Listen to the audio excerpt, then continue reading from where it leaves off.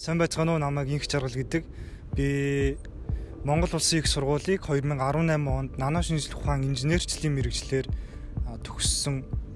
төгсөгч байна. Тэгээд одоогоор би Солонгос улсад Инчоны их сургуульд мэргэжил дээшлүүлэх гээд мастер докторийн хамтарсан хөтөлбөрт суралцж байна.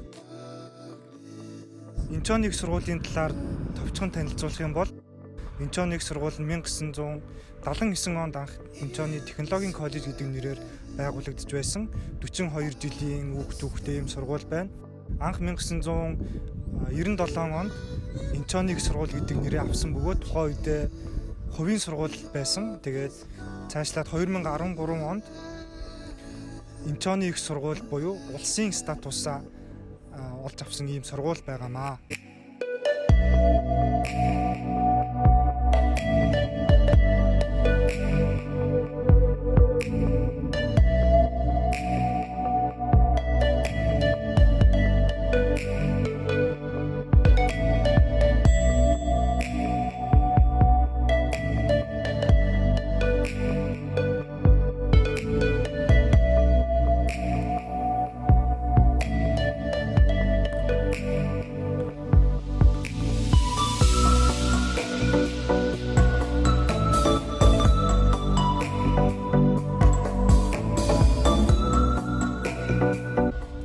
Одоогоор би физик чиглэлээр яг суралцж байгаа. Миний хийж байгаа судалгааны чиглэл гэх юм бол ерөнхийдөө нимгэн үеийн материалууд дээр суйрлаад энергийг бий болгох эсвэл энергийг хоригдлуулах гэдэг чиглэлээр ерөнхийдөө судалгааны ажил хийдэг.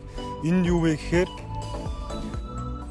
нарны зай угсрах нарны зай материалуудыг гаргаж авах эсвэл нимгэн үеийн материалуудыг гаргаж авах гэсэн чиглэлээр ерөнхийдөө судалгааны ажиллаа хийгээд явж байгаа оюутан байна.